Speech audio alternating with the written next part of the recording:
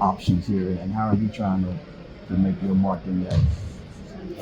Yeah, we got a lot of guys. Of those three guys, two are really good scorers. They're also just like good basketball players. They make good plays. The ball is moving well. They're driving and kicking really well. So when the ball's flowing like that, it's kind of easy for me to fill in, drive and kick with them, get open shots. It's been pretty seamless so far. Dylan was talking about you, so you both are in the class of 2014 high school, Yeah. so we've known you back then. What's your memories of him from back then as players? I just remember we were all the same camps and stuff at high school. We were both guards. So pretty much all the camps we went to, anything we were matched up. So we had, I guess 9 years ago now, had a lot of good battles. How did those go? How would you assess those battles? Yeah, I mean, I don't have a great memory of them, but I'm going to go ahead and say I won them all.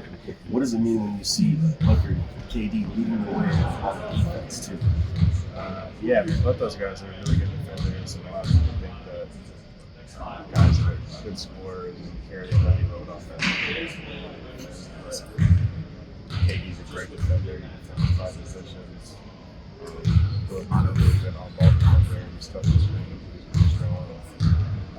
They have very good hands. So those guys are both good defenders, but they also have that mental focus on the side. What have you acclimated in Phoenix so far? Because obviously there's the on-the-court stuff, but there's also moving to a different city right before the start of the season, finding family and all that. Yeah, this is my 3rd time getting traded, but this one has been the closest to the season. Like there has been no adjustment period for me, so from that aspect, it's still a little bit of it still feels weird that I'm in Phoenix right now. I'm not really settled in. Like don't have a place yet. So I'm got my stuff. I'm living out of a suitcase. So I'm trying to figure all that stuff out while coming in here and figuring out the basketball stuff. So basketball stuff's been a lot easier than living. What's that like when you have, a wife and you're still adjusting to life out of a suitcase and still the season is very long, just the start of it. What is that like being a married man trying to adjust and having a wife across the country dealing with that? Yeah, it makes it tough. I think for most NBA players, I think like your home environment becomes really important to you because everything, like at least for me, like it's been very unstable outside of like basketball. Like you're always on the road. Like I've changed cities 4 times now. I've changed places that I'm living 5 or 6 times now. So like the one stable thing is the people that you have around you. And so it makes it a lot easier, like for me as a married guy, to come home and have that consistency, that support group that's always there, no matter if I just had the worst day in the gym possible or if I killed it today. So that makes it a lot easier. So when they get here, when they get settled in, that'll make it a lot easier. But until then, I'm missing them right now. It's a little tough. Yeah, I asked that question because of the viral letter that Drew Holiday's wife ex had sent out. And he was a teammate of yours, obviously, for the past 2 years. So yeah, I mean, it makes it really tough on families. I know it's part of our job. Like we get paid a lot of money, and we get to go to great cities and play basketball. It's awesome. But the people in our family, they just have to pick up and come with us, and that's extremely tough for them. Like when we come to Phoenix, when we come to a new city, we automatically have people from day one that are friends. Like all my teammates become people I hang out with, I see. But for your family, for your wife, whoever it is, for your kids that are going to different schools, like they don't have that from day one. So it's tougher for them to integrate in, find new friends, find stuff that they do. Schools for kids, all that is extremely tough. So I don't have any kids yet, so I imagine that makes it even tougher. So I definitely feel for Lauren and Drew on that. What is the mental journey been for you coming from a championship team like the Bucks already won last year? You come here to Phoenix, you're somewhat of a hired gun, so to speak, as far as being a shooter. You're well needed for a team like this for 3-point line. What has it been like for you making that transition and coming here with so much expectations for this team to win a championship this year? Yeah, It's very interesting because I already had, like, even before I got traded, like the championship pressure and expectations were already felt that just from a different place. So now it's really just the same thing but in a different city. And it's a different route to the championship, right? Like when I'm in Milwaukee, we're looking at the Eastern Conference teams, and now I'm coming over here. We got to focus on the Western Conference teams.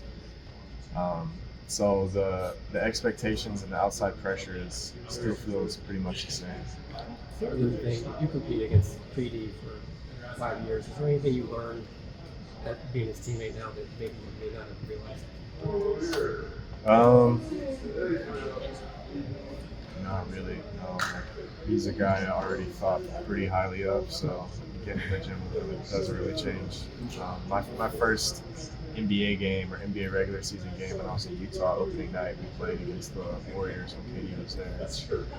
So that was the first time I was kind of watching him play and compete, and from then on, like, I always saw him as one of the best players in the league, if not the best for a couple of years, and the best scorer in the league. And also, like, competing, the way he competes on both ends as a guy who's you're relying on for 30 points is very impressive. And so his leadership in practice is very consistent with what I already thought. How are your legs after the first couple days of camp here? I'm tired. I'm tired. But it'll get better. This is good. I was already playing a bunch of pickup in Milwaukee leading up to this, so I felt like I was a good bit ready.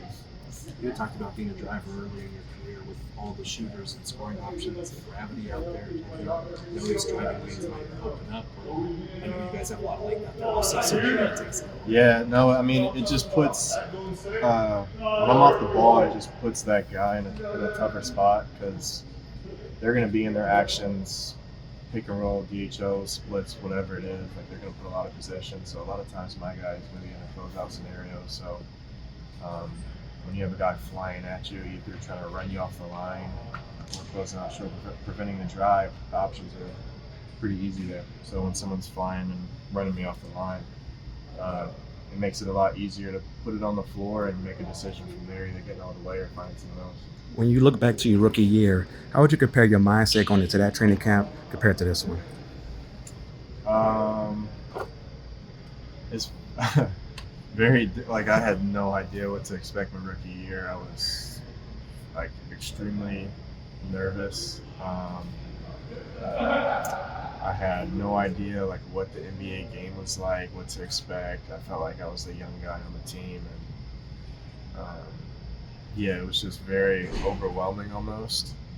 And now coming here, there was still a little bit of that. Like, I didn't know what to expect being on a new team. There was still some nervousness or anxiousness first day in the gym with everybody. Being the start of training camp, like, I didn't get any easing into it, playing pickup or practice or any type of summer workouts or anything. So, but I'm at a point now, like year 6, where I kind of know how I can contribute to a team, how I can help, and so I have a lot of confidence and kind of security in my ability and what I can do to help the team. So from that spot, it makes it a little bit easier to come into a gym and just fit in. Yeah. Thank you.